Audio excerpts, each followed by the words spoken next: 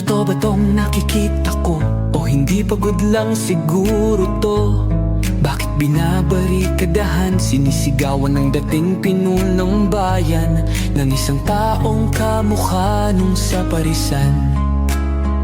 Syudad nila na minsang aktibo sa karahasan, ngayong malinis at progresibo kaysa sa ilan.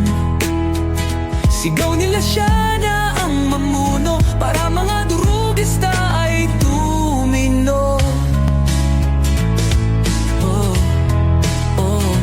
Dating pinupuri, tinitingala, nagbigay dangal sa lahi. Pag may lumalapit, abot tenga ang ngiti. Mahal ko ang Pilipinas, di ako papapi.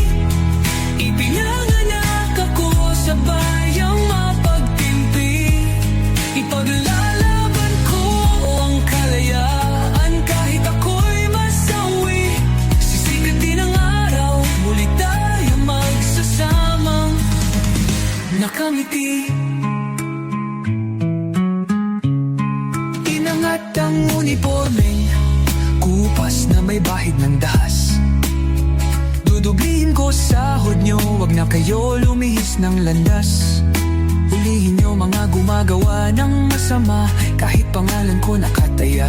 Akong bahala sa kaso nyo basta kayo ang nasa tama. Pero ano ang isinukli? Bakit kayo nagpunyagi? Pinakain nyo sa mga estranghero ang 80 na lolo'y parang may mali. Pagkatapos angat ang inyong moral na dating mabababa. Grabe ang isinukli, parang dumukot ng tae. Tapos nilagay sa kamay, sabay sampal sa kanyang mukha. Mahal ko ang Pilipinas, di ako papapi. Ipinanganak ako sa bayang mapagtimpi.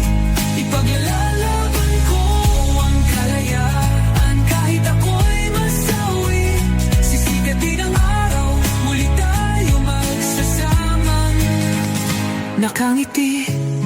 Pinabaya ang ibang lahi ang humusga sa kasalanang di ginawa. Akala ko ba sa may kilay ang saludo, ba't tinaktakpan buong mukha? Matapos kayong maglaman